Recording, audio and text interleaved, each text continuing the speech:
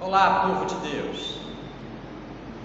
Vamos ao nosso devocional diário. Eu sou o pastor Vandelcio, do Centro Evangelístico Nova Vida. Nosso centro evangelístico fica localizado no bairro da Cremação, cidade de Belém, estado do Pará. Nós estamos lendo o Evangelho de Jesus Cristo, segundo escreveu Mateus. Vamos ler hoje o capítulo de número 12,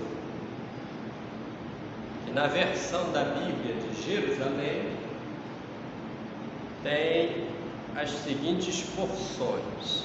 O capítulo, que é composto de, vamos lá, capítulo 12, são 50 versículos.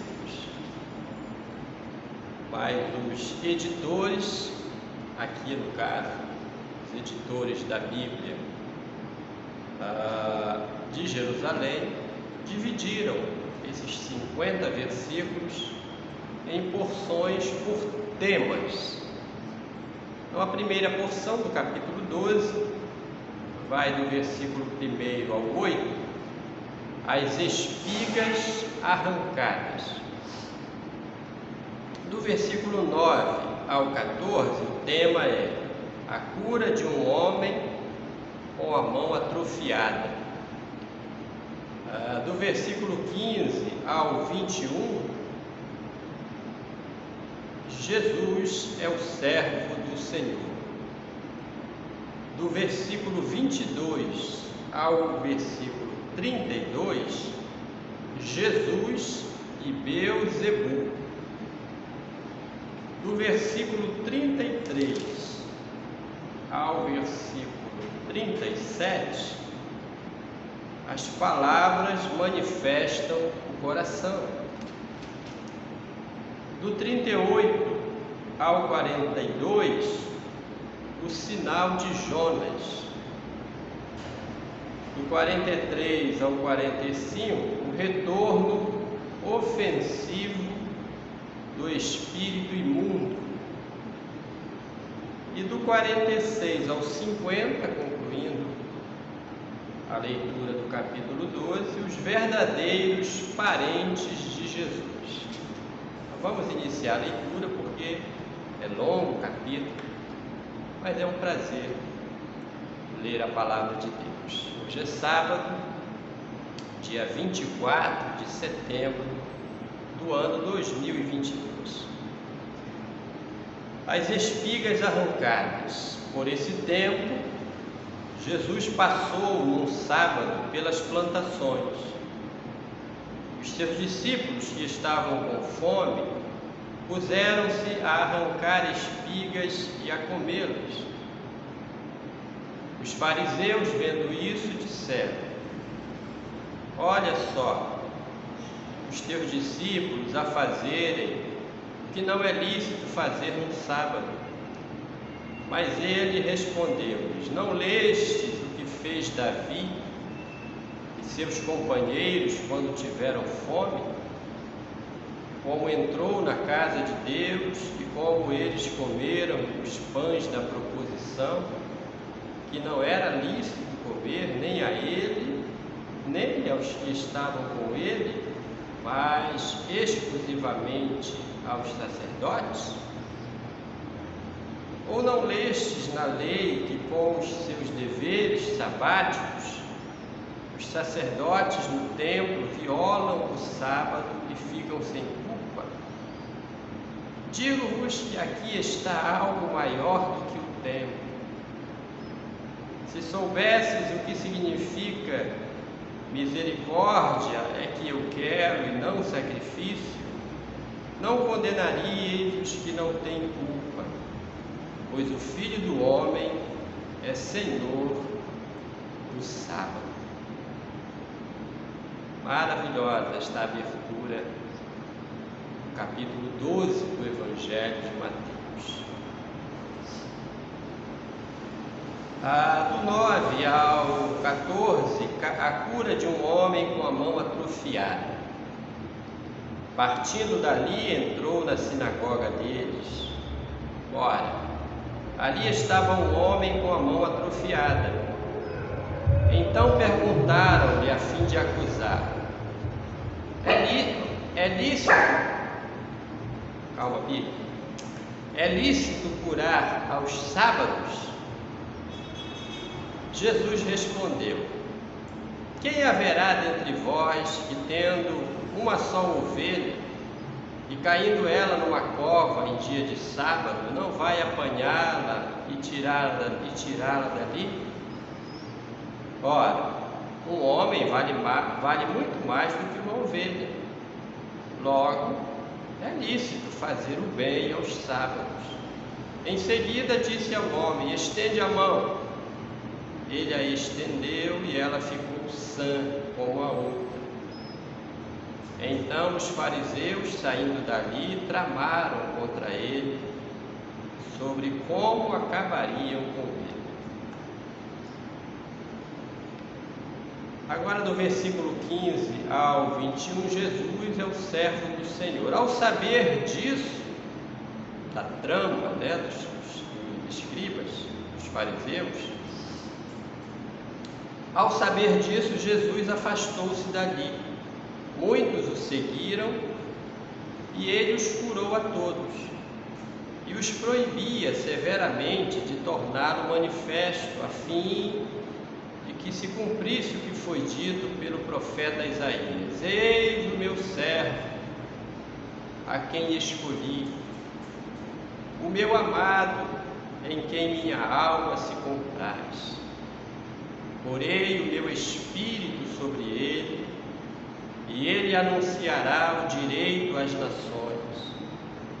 Ele não discutirá nem clamará, nem sua voz nas ruas se ouvirá. Ele não quebrará o caniço rachado, nem apagará a mecha que ainda fumega, até que conduza o direito ao triunfo, e no seu nome as nações porão sua esperança. A inserção aqui, da profecia de Isaías, que Mateus traz para este ponto, para esta porção. Jesus é o servo do Senhor.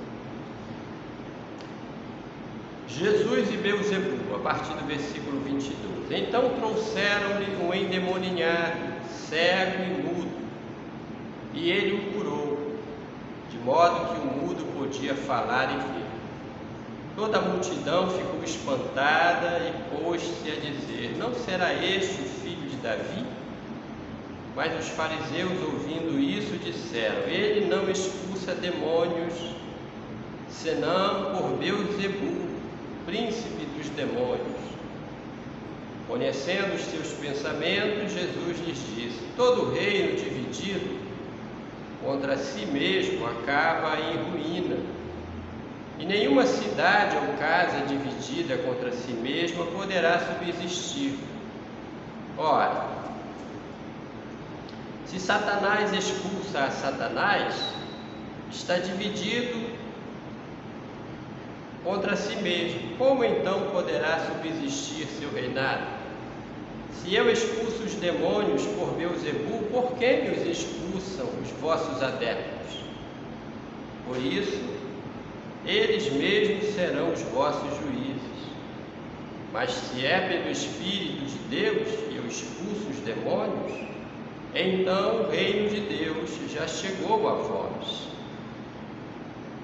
Ou como pode alguém entrar na casa de um homem forte e roubar os seus pertences se primeiro não o amarrar? Só então poderá roubar a casa. Quem não está a meu favor está contra mim, e quem não ajunta comigo dispersa. Por isso vos digo: todo pecado e blasfêmia serão perdoados aos homens, mas a blasfêmia contra o Espírito não será perdoada.